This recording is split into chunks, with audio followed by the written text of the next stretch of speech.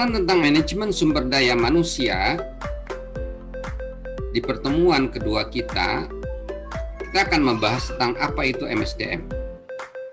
MSDM adalah pendekatan strategik dan koheren untuk mengelola aset paling berharga milik organisasi, yakni orang-orang yang bekerja di dalam organisasi, baik secara individu ataupun kolektif dalam rangka memberikan sumbangan untuk mencapai sasaran organisasi. Ini yang perlu digarisbawahi oleh kita semuanya, yakni pendekatan strategik.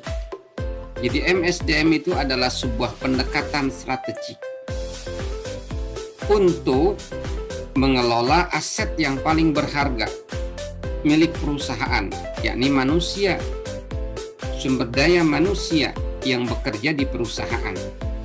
Mengelola SDM di perusahaan itu dilakukan baik secara individu atau arahnya diorientasikan objeknya itu adalah individu maupun objeknya itu adalah orang banyak.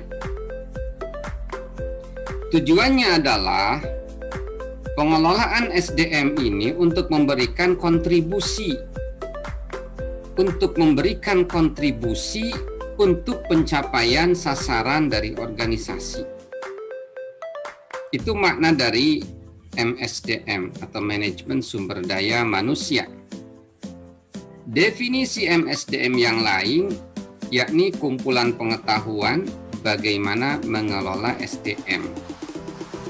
Definisi yang kedua ini lebih kepada definisi terkait dengan ilmu pengetahuan dalam sumber daya manusia, yakni bagaimana mengelola sumber daya manusia. Yang ketiga yang harus kita perhatikan adalah tentang manajemen itu sendiri. Manajemen itu merupakan sebuah proses untuk mencapai tujuan dengan menggunakan pihak lain. Jadi dengan menggunakan orang lain. Itulah makna manajemen. Manajemen itu prosesnya ada 4, atau dikatakan manajemen umumnya didefinisikan dalam 4 fungsi spesifik, yakni planning, organizing, leading, dan controlling. POLC yang disingkat Paul Choi. Planning, organizing, leading, dan controlling. Jadi kalau dihubungkan dengan konsep MSDM, maka manajemen SDM itu merupakan proses merencanakan, mengorganisasikan, mengarahkan atau memimpin, dan mengendalikan sumber daya manusia. Kalau jadi gampangnya untuk kita hubungkan dengan konsep atau definisi manajemen, maka MSDM itu adalah sebuah proses manajerial, memanage yang terdiri dari merencanakan, mengorganisasikan, memimpin, dan mengendalikan sumber daya manusia. Prinsip-prinsip MSDM. Pertama, pengelolaan SDM itu berorientasi pada layanan guna mencegah pengelolaan SDM secara mekanis yang hanya akan menghasilkan output yang seragam seperti tata cara, pedoman kerja, dan formulir-formulir yang berkaitan dengan pengelolaan SDM. Jadi sebetulnya perusahaan yang menjalankan manajemen SDM harusnya berpegang kepada prinsip bahwasanya perusahaan itu dalam melakukan kegiatan MSDM itu berorientasi pada melayani kepada karyawan. Agar pengelolaan SDM ini terhindar dari pengelolaan SDM yang sifatnya mekanistik. Mekanistik itu seperti perputaran mesin. Perputaran mesin itu monoton Kalau misalnya disetting dengan settingan cara A, maka dia akan terus berjalan dengan cara A. Cara B dengan cara B, cara C dan cara C, terus-terusnya dan seterusnya. Akan tetapi, dalam pengelolaan SDM ini, ketika kita berorientasi kepada melayani kepada SDM yang akan dijadikan aset berharga kepada kita, aset berharga untuk kita ketika kita membangun sebuah bisnis, maka pengelolaan yang berorientasi pada layanan akan menciptakan pemerolehan terhadap apa yang kita harapkan. Kedua, pengelolaan SDM prinsipnya memberikan kesempatan yang seluas-luasnya kepada karyawan untuk berperan serta secara aktif dalam pengelolaan perusahaan. Prinsip manajemen SDM yang kedua adalah memberikan kesempatan kepada karyawan untuk berperan serta dalam pengelolaan perusahaan. Ya. Jadi, dalam pengelolaan SDM itu, prinsip yang kedua adalah kesempatan diberikan yang luas kepada karyawan. Jadi seolah-olah karyawan itu ditanamkan, kalau bahasa Inggrisnya adalah sense of ownership, rasa kepemilikan terhadap perusahaan. Bahwa perusahaan itu akan maju ketika rasa kepemilikan dari karyawannya tinggi terhadap perusahaan. Yang ketiga, prinsip dari manajemen SDM yang ketiga adalah bahwasanya pengelolaan SDM harus mampu menumbuh kembangkan jiwa entrepreneur dalam diri setiap individu karyawan di dalam perusahaan. Jiwa entrepreneur ini penting untuk meningkatkan kreativitas, keahlian, dan keterampilan, serta keberanian mengambil resiko. Jadi, pengelolaan SDM, ingat ya, ketika kita bicara masalah pengelolaan SDM, maka praktek-praktek yang dijalankan diantaranya, pertama, analisis jabatan. Contoh, salah seorang di antara kalian misalnya ingin membuka perusahaan, ingin bikin perusahaan, misalnya perusahaannya mebel, karena orang tua kalian juga pengusaha mebel. Katakanlah kalian sudah mempunyai market yang jelas karena kalian berkolaborasi dengan orang tua kalian. Jadi para pelanggan orang tua kalian itu nantinya akan diarahkan kepada kalian, kepada Anda. Sehingga langsung partainya udah partai besar nih. Langsung kalian misalnya mempekerjakan 20 orang karyawan.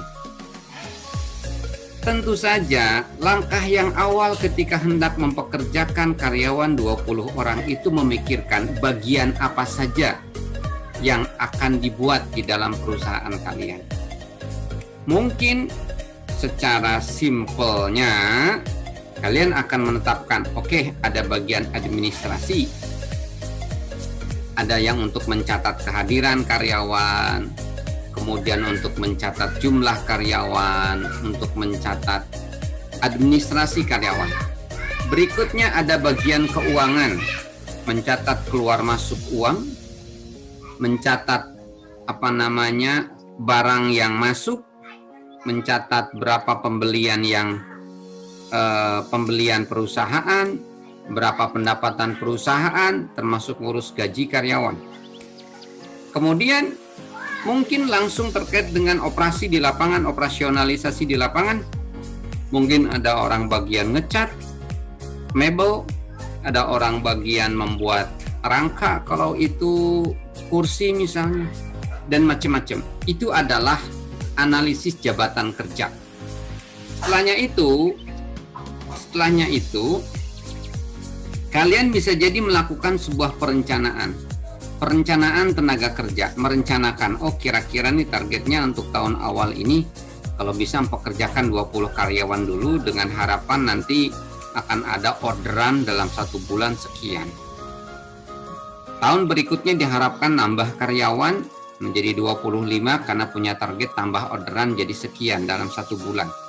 Yang awal misalkan target pendapatan revenue-nya 250 juta, tahun kedua target menjadi 350 juta, seperti itu.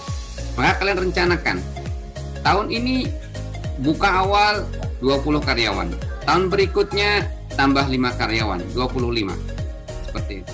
Nah, setelah itu apa yang kalian lakukan? Rekrutmen. Nah, jadi dalam praktek MSDM itu ada analisis jabatan, ada perencanaan SDM, kemudian ada rekrutmen.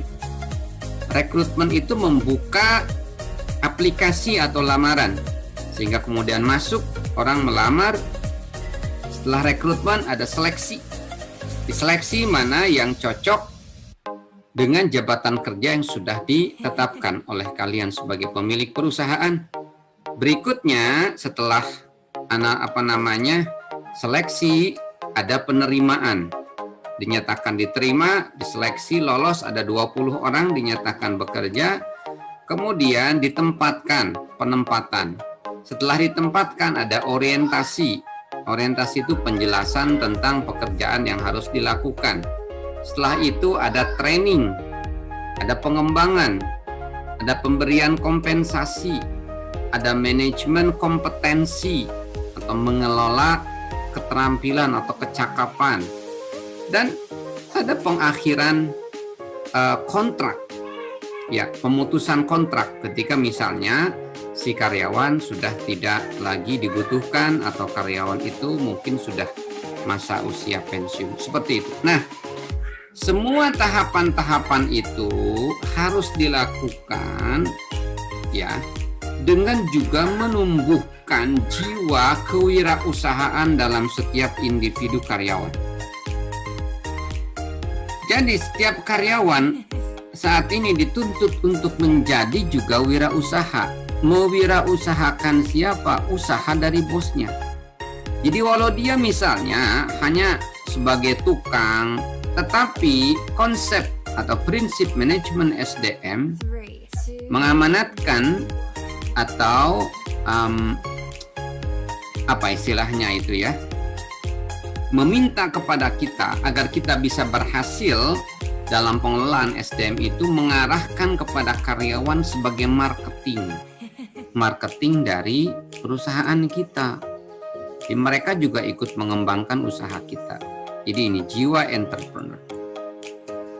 Nah, sekarang fungsi manajemen SDM meliputi berbagai aktivitas yang mempengaruhi keseluruhan area kerja suatu organisasi yang terdiri atas perencanaan karyawan tadi yang saya sampaikan, pengangkatan dan pemberhentian karyawan, pengupahan dan pemberian tunjangan, penilaian kinerja, penghargaan dan pengembangan karir, pelatihan dan pengembangan, keselamatan dan kesehatan kerja, kepemimpinan dan produktivitas. Ini diantaranya aktivitas perusahaan terkait dengan SDM.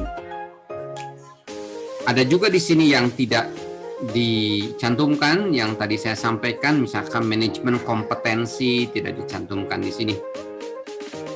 Memang macam-macam konsep MSDM itu dari setiap literatur itu berbeda-beda.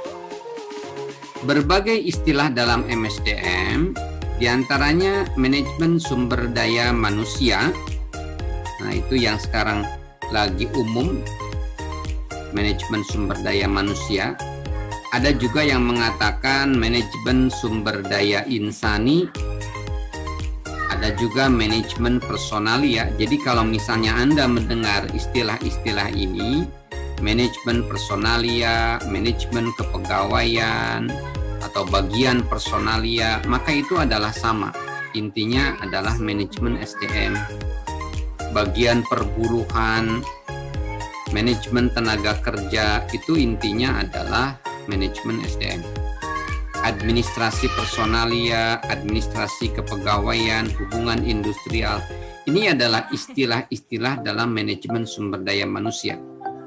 Kadang-kadang satu perusahaan dengan perusahaan yang lain, satu lembaga dengan lembaga yang lain itu mempunyai istilah yang berbeda-beda. Kalau misalnya di kampus UGJ, Bagian MSDM itu adalah di bawah Wakil Rektor 2. Di dalamnya, di bawah Wakil Rektor 2 itu ada Biro HKUP, Hukum Kepegawaian, bagian Biro Hukum dan Kepegawaian HKUP. Nah, di bawah HKUP itu ada bagian yang namanya bagian kepegawaian. Nah, kepegawaian itu adalah bagian dari manajemen SDM, gitu. Ya. Kalau di perusahaan kadangkala ada bagian personalia. Sekarang ada istilah lagi yang umum juga, bagian HRD, Human Resource Development. Itu juga adalah bagian dari MSDM. Seperti itu. Memang istilah ini mensiratkan adanya perbedaan. Manajemen sumber daya manusia itu lebih dinamis, lebih terkait dengan pengelolaan yang sifatnya progresif. Bagaimana betul-betul mengembangkan SDM sehingga SDM itu menjadi SDM yang kompeten dan cakap. Karyawan, staf yang cakap untuk menjalankan. Oke, tadi kita bicara berbagai istilah dalam MSDM. Nah, pendekatan dalam MSDM itu ada yang namanya pendekatan strategik atau pendekatan strategis. Bahwasannya manajemen sumber daya manusia itu, pengelolaan SDM itu harus memberikan andil dalam keberhasilan strategis perusahaan. Artinya begini, ya, jangan sampai antara bidang manajemen SDM dalam perusahaan itu HRD dengan bidang-bidang yang lain itu tidak nyambung, tidak terkoneksi. Pendekatan strategik di dalam ilmu manajemen itu mengisyaratkan atau mengharuskan adanya ketersambungan dan keterpaduan antara satu bidang dengan bidang yang lain, sehingga bisa memberikan andil bidang-bidang tersebut dalam pencapaian tujuan perusahaan, dalam pencapaian target-target perusahaan. Manajemen SDM itu harus memberikan andil dalam keberhasilan strategik dari perusahaan. Kalau perusahaan itu mempunyai target untuk bisa mencapai, katakanlah kalau di dalam dunia kampus mendapatkan akreditasi puncak, akreditasi A misalnya, maka manajemen SDM yang dimulai dari merencanakan jabatan kerja, perencanaan SDM, rekrutmen, seleksi, dan seterusnya, itu harus mampu memberikan andil tercapainya target perusahaan, target kampus menjadi kampus unggul dengan akreditasi A misalnya, seperti itu. Seperti itu. Yang kedua, pendekatan SDM. Jadi pendekatan MSDM itu harus menggunakan pendekatan kemanusiaan, pendekatan sumber daya manusia, menekankan kepada martabat kemanusiaan. Bahwasannya yang dikelola dalam MSDM itu adalah manusia. Manusia itu mempunyai martabat. Martabat itu derajat atau tingkat. Ya. Dan mereka adalah manusia. Karyawan itu adalah manusia. Maka manajemen ataupun pimpinan perusahaan harus mampu memanusiakan manusia. Kalau bahasa Jawanya ngewongke wong, memanusiakan manusia. Jadi tidak bisa memperlakukan SDM itu seperti mesin. Kalau mesin itu kan sifatnya mekanistik, berputar dalam setiap hari seperti itu terus. Ketika kita memperlakukan mesin, maka yang kita perlakukan kepada mereka, kepada mesin adalah persamaan dari setiap saat. Setiap hari ya udah seperti itu aja, monoton saja. Ketika kita memperlakukan SDM, hanya memperlakukan SDM seperti mesin, maka kita menghilangkan prinsip pendekatan SDM, yakni menekankan kepada martabat kemanusiaan. Karena manusia itu membawa perasaan, manusia itu membawa pikiran, manusia itu membawa keinginan, manusia itu mempunyai perilakunya beragam, perilakunya dipengaruhi oleh lingkungan kecil dia, lingkungan yang lebih luas dari dia, seperti itu. Itu adalah, makanya itu harus diperhatikan dalam melakukan manajemen SDM. Berikutnya adalah pendekatan manajemen. MSDM merupakan tanggung jawab setiap manajer, bahwa ketika kita menjadi manajer di perusahaan, maka kita harus melakukan manajemen SDM, pengelolaan SDM, seperti itu. Berikutnya pendekatan sistem. Artinya MSDM itu berlangsung dalam sistem yang lebih besar. Jadi begini, di dalam perusahaan itu kan, mungkin ketika kalian belajar tentang pengantar manajemen, kalian belajar tentang bagaimana struktur organisasi perusahaan. Ada mulai dari CEO, di bawahnya atau direktur utama, di bawahnya ada direktur, ada direktur SDM, ada direktur keuangan, ada direktur IT misalnya, ada direktur bidang apa dan bidang apa. Nah, bidang-bidang di dalam struktur tersebut itu merupakan sebuah sistem yang terkait satu sama lain. MSDM sebagai sebuah elemen dalam sistem tersebut harus terpadu dengan sistem-sistem yang lain, harus berkolaborasi dengan bidang-bidang yang lain, dan harus bekerja sama untuk membangun perusahaan menjadi perusahaan yang lebih maju. Itu pendekatan sistem. Berikutnya adalah pendekatan proaktif. Manajemen SDM itu mengantisipasi masalah sebelum datang masalah tersebut. Mengantisipasi masalah sebelum datangnya masalah. Jadi ketika di sebuah perusahaan, katakanlah perusahaan besar dengan karyawannya ribuan, maka pendekatan yang harus dilakukan oleh manajer SDM adalah pendekatan proaktif. Antisipasi dulu masalah, jangan sampai terjadi masalah sebelum diantisipasi. Contoh misalkan terjadi demonstrasi. Nah, kalau manajer SDM, staf-staf di HRD itu sudah melakukan tindakan proaktif, maka sebelum terjadi demonstrasi, mereka sudah mengantisipasi. Jangan sampai terjadi demo, karena kalau demo itu rugi. Pabrik berhenti beroperasi. Bayangin kalau misalkan karyawannya 1000, demo 500, pabrik bisa berhenti. Boro-boro demo 500. Demo 100 aja atau 50 aja itu bisa ada satu bagian yang berhenti, bagian yang lainnya kemungkinan berhenti. Seperti itu. Jadi pendekatannya harus pendekatan proaktif. Berikutnya adalah pendekatan mekanis. Pendekatan mekanis adalah mengganti tenaga kerja manusia dengan mesin.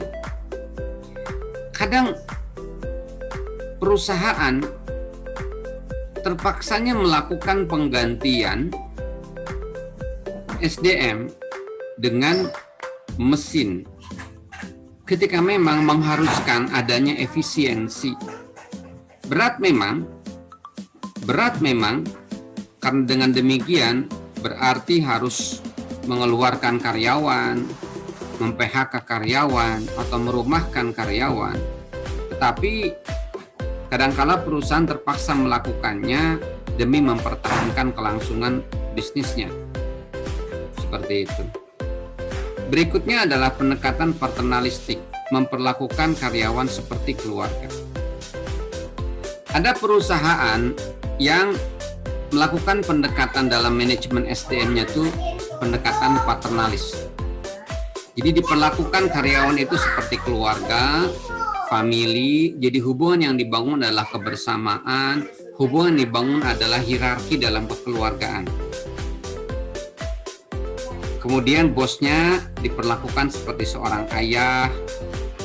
Kemudian karyawannya diperlakukan seperti anak, seperti itu. Seperti contoh ketika saya melakukan penelitian kepada bank-bank BPR, banyak yang mereka mengatakan bahwa saya di sini diperlakukan seperti keluarga, saya nyaman di sini, seperti itu. Itu pendekatan paternalis namanya. Berikutnya adalah pendekatan sistem sosial. Perusahaan merupakan sistem yang kompleks yang beroperasi dalam sistem sosial yang lebih luas.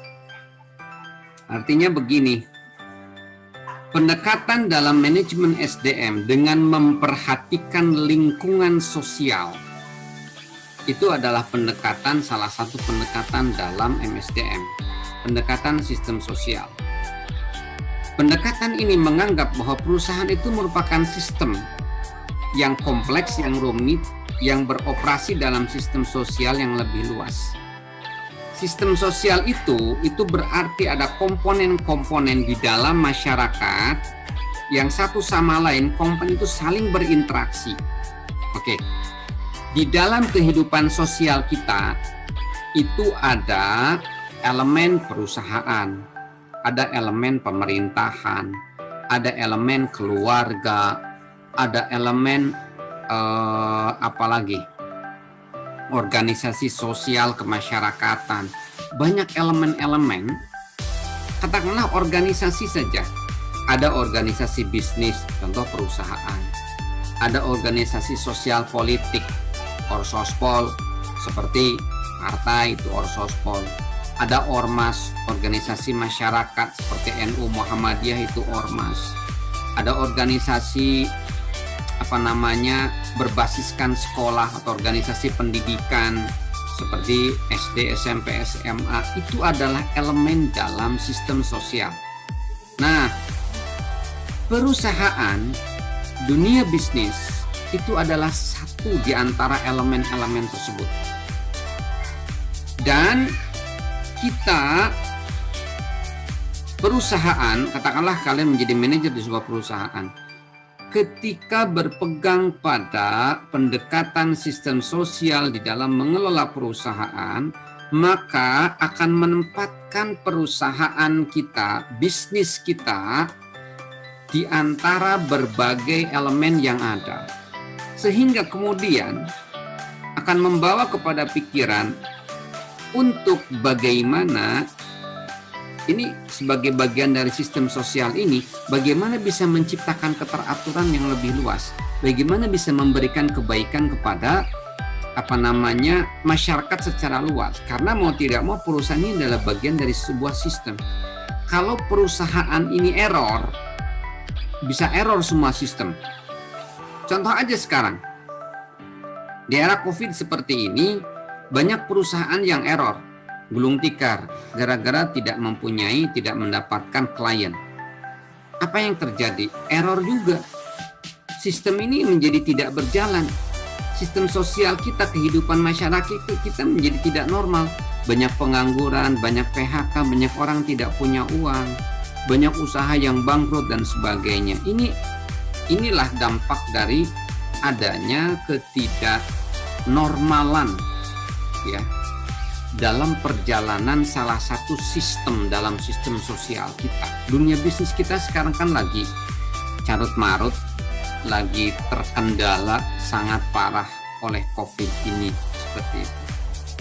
Nah, pendekatan sistem sosial dalam MSDM itu juga mengisyaratkan bahwasanya ketika perusahaan berdiri, dia mempekerjakan karyawan, maka karyawan itu juga adalah bagian dari sistem sosial yang lain. Karena itu datang dari keluarga, karena itu datang dari komunitas masyarakat sekitar. Mereka juga membawa nilai, mereka membawa norma, dan mereka masuk ke dalam dunia usaha, dunia perusahaan. Maka manajer SDM harus melihat itu, bahwa karyawan yang datang ke perusahaan itu dia sudah membawa seperangkat ide, seperangkat pikiran, seperangkat perilaku, seperangkat attitude dalam dirinya. Dan itu dipengaruhi oleh sistem sosial yang ada di sekitar perusahaan tersebut. Jadi itu ya, jadi pendekatan yang adalah pendekatan strategik, pendekatan SDM, pendekatan manajemen, pendekatan sistem, pendekatan proaktif, pendekatan mekanis, paternalis, dan pendekatan sistem sosial. Prinsip-prinsip manajemen SDM.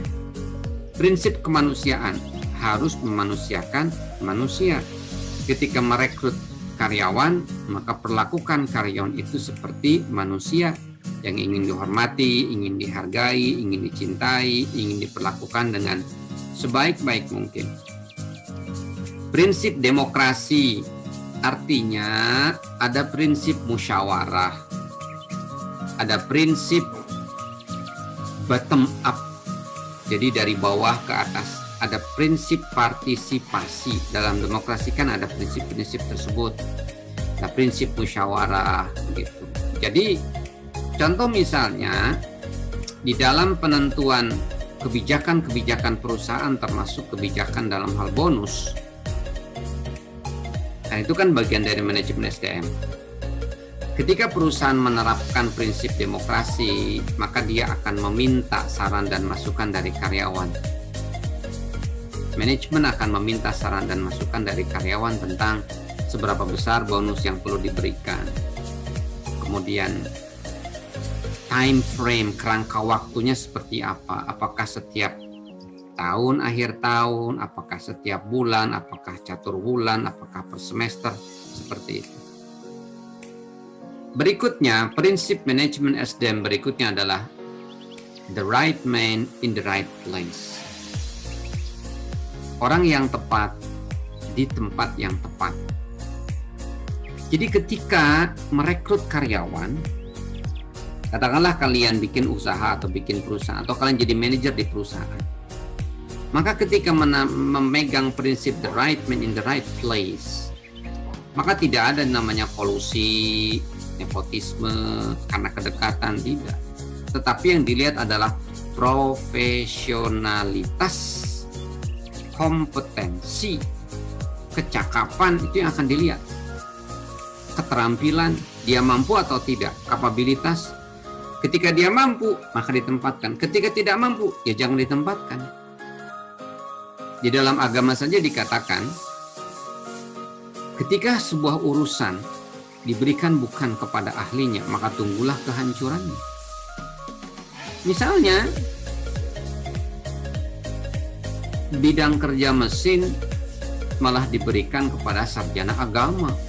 Apa yang akan terjadi?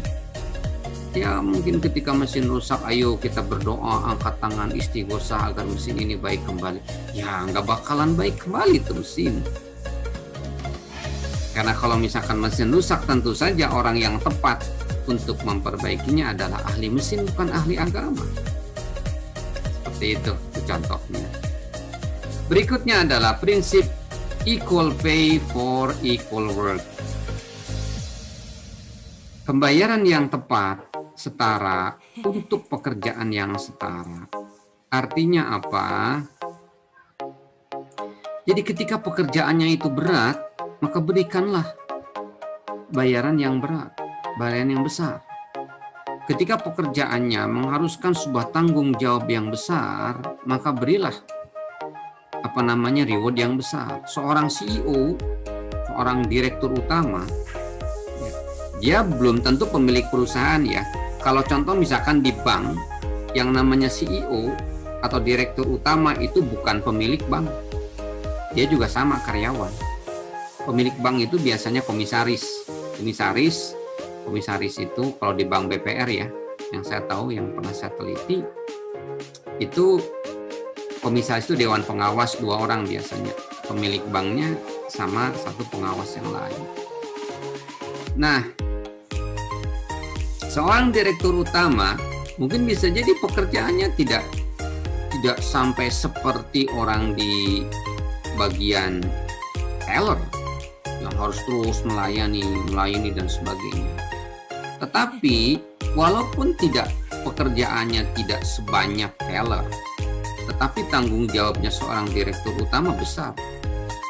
Dia penanggung jawab semua aktivitas yang ada di perusahaan tersebut. Seperti itu. Makanya gajinya paling besar. Seperti itu. Prinsip kesatuan arah.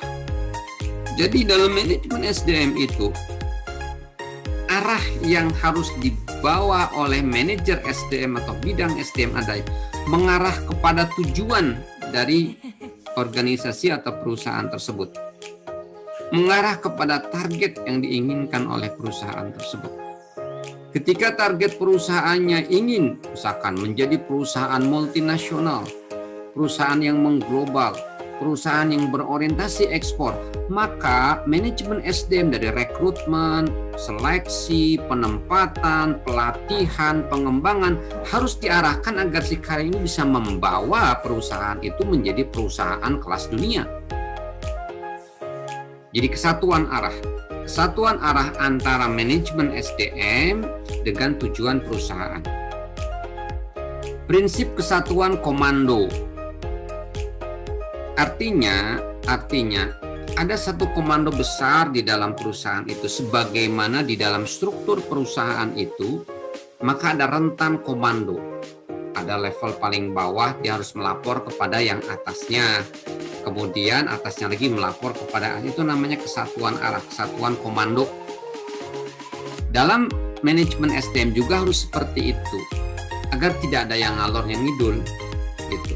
Contoh misalnya, manajemen sudah menetapkan bahwa penerimaan karyawan saat ini difokuskan untuk karyawan lulusan S1. Ya udah, satuan komando jangan ngambil lulusan selain S1. Berikutnya adalah prinsip efisiensi, penghematan. Ya. Bahwasanya rekrutmen karyawan, penyeleksian karyawan itu harus memegang kepada prinsip kehemat, ya.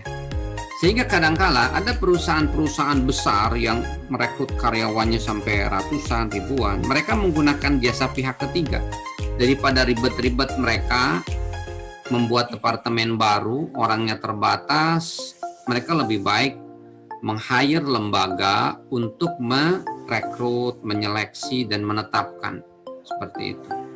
Jadi si perusahaan cuma bilang, tolong ya Pak Direktur perusahaan outsourcing, perusahaan yang untuk merekrut karyawan, tolong saya minta karyawan dengan kualifikasi seperti ini. Minta yang sudah terseleksi dengan kualifikasi seperti ini, pendidikannya begini, keterampilannya ini, kemudian sikapnya harus seperti ini, usianya segini, jenis kelaminnya ini, sekian orang, seperti itu.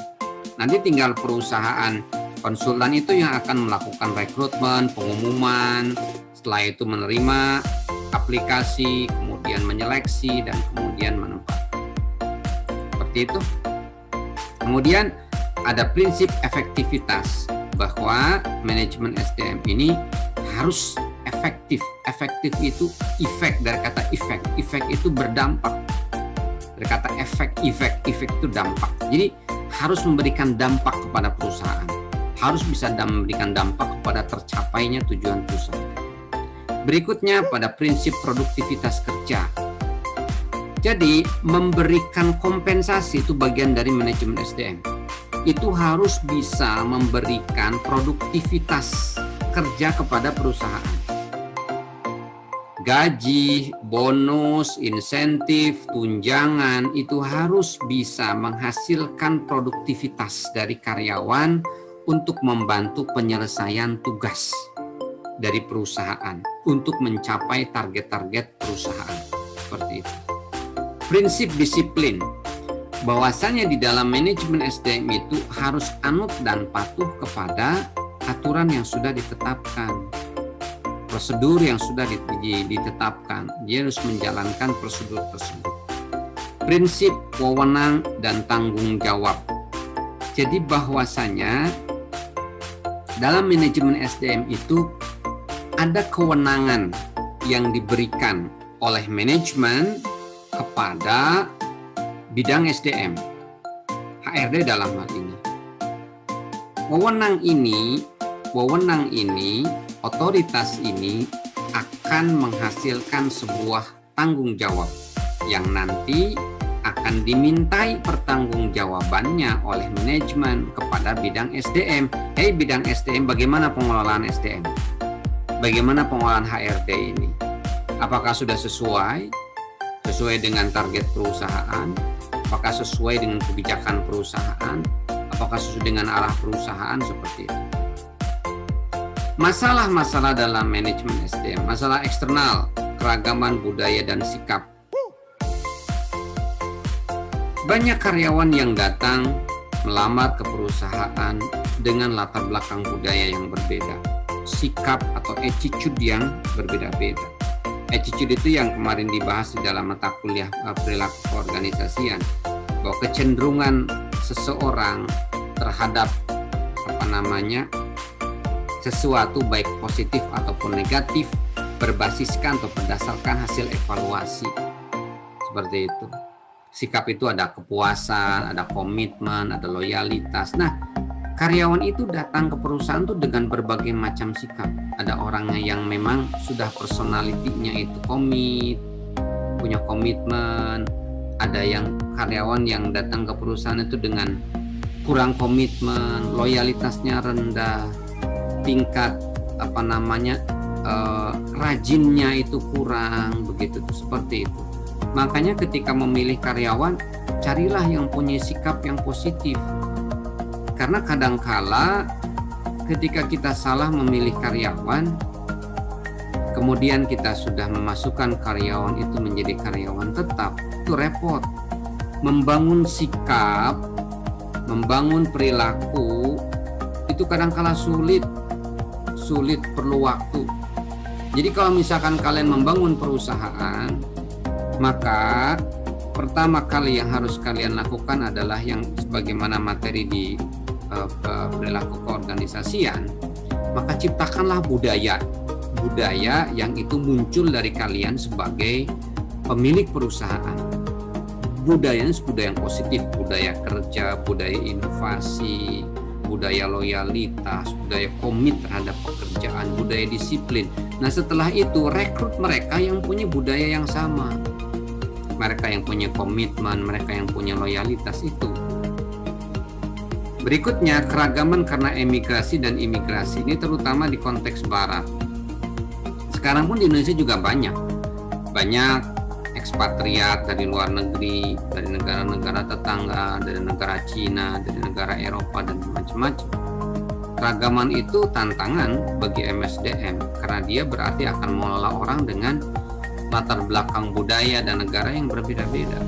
Keragaman profesionalitas, ya, profesi-profesi yang berbeda-beda satu sama lain, terutama profesi di dalam perusahaan yang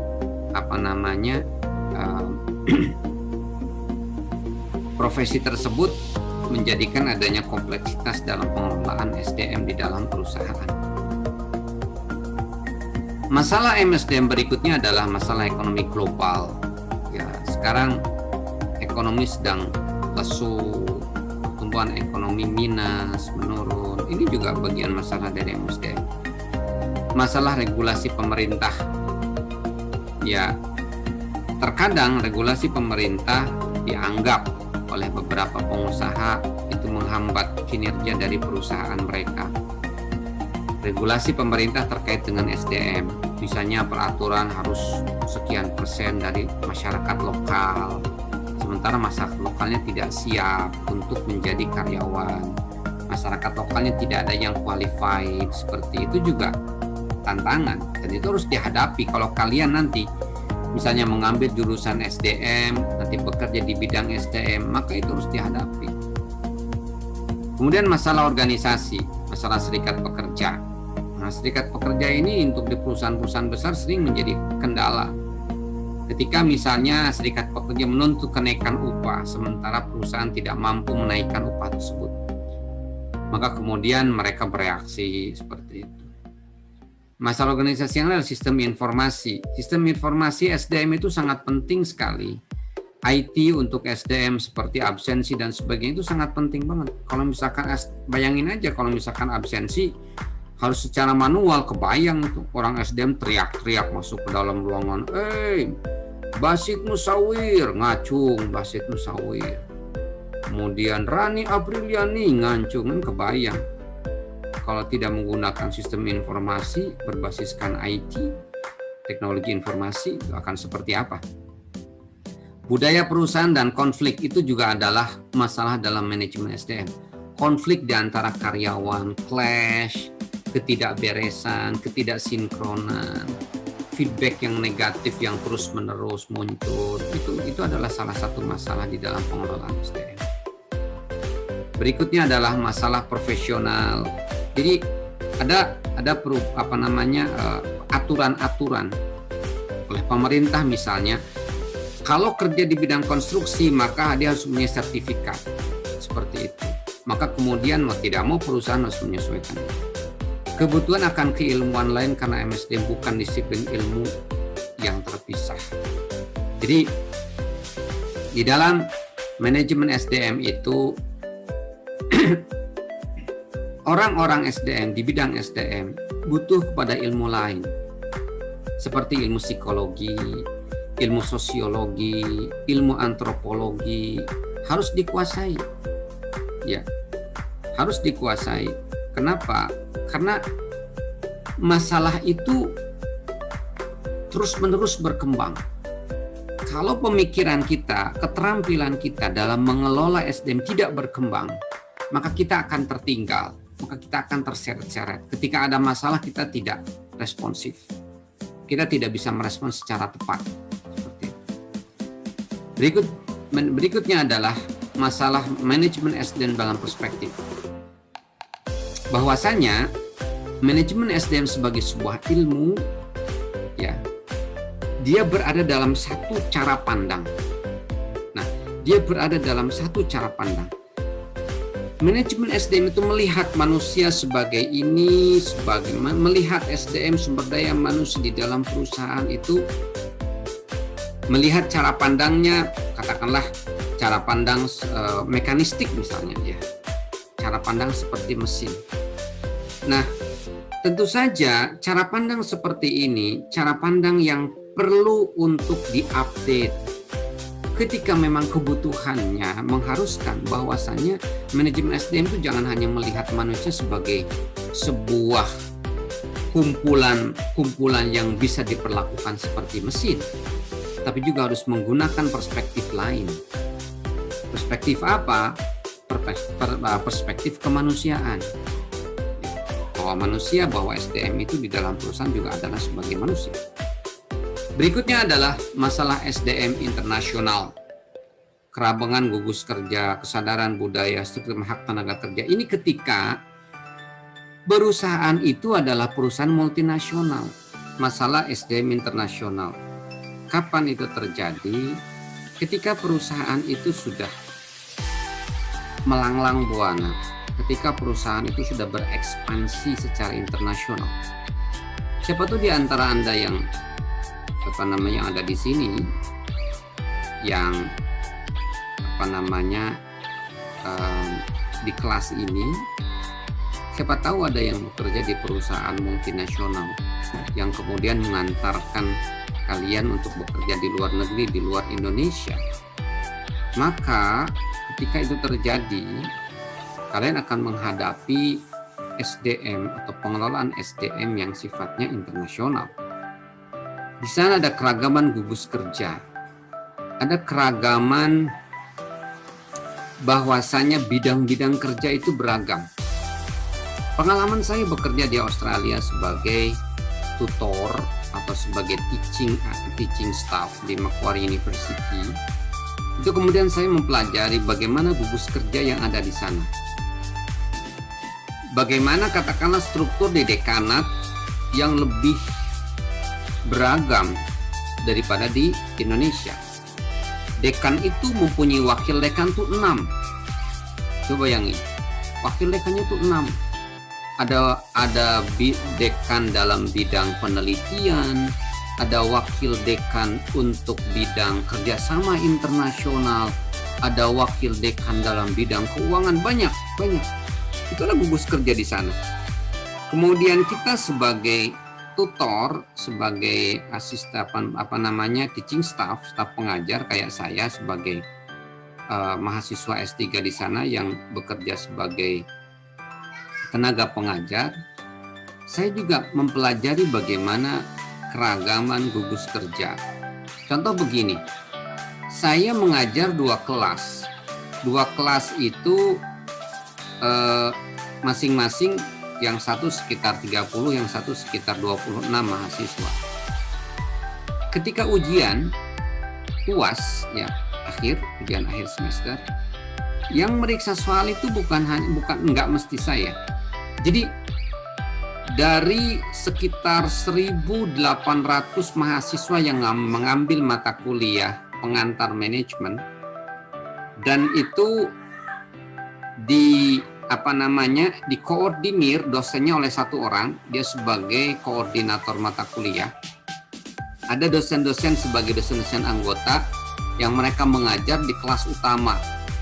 Jadi si mahasiswa itu dikumpulkan di dalam beberapa kelas, diperbolehkan untuk memilih pertemuan besarnya. Kayak sekarang saya berikan materi di pertemuan besar, yang ruangannya bisa jadi berkapasitas 300 orang. Si mahasiswa datang ke sana untuk menyerap materi. Nanti akan dimasukkan ke dalam kelas-kelas sampai kurang lebih ada, kalau tidak salah ada berapa puluh kelas ya, saya lupa ya. Nah, kelas-kelas yang kecil itu harus masuk kembali si mahasiswa itu ya. Jadi setelahnya dia masuk di kelas besar, dia harus masuk ke kelas-kelas kecil, dan kelas-kelas kecil itu yang jumlahnya 30 maksimal itu dipegang oleh tutor seperti saya. Nanti ketika UAS, ujian akhir semester, mereka akan diberikan soal yang sama. 1.800 mahasiswa itu diberikan soal yang sama. Dan kemudian mereka akan mengisi di atas kertas paper based test atau tes yang berbasiskan kertas, dan mereka kemudian dikumpulkan kertas tersebut, diawasi secara ketat. Wah, pokoknya nggak bisa nyontek, nggak bisa tunggak-tengok gitu. Dikumpulkan dan kemudian akan diperiksa. Jadi dikumpulkan per kelas, tapi kemudian belum tentu yang akan memeriksanya adalah saya. Bisa jadi teman saya yang sesama tutor, sesama teaching staff, tapi bukan saya. Seperti itu. Itu yang terjadi di sana.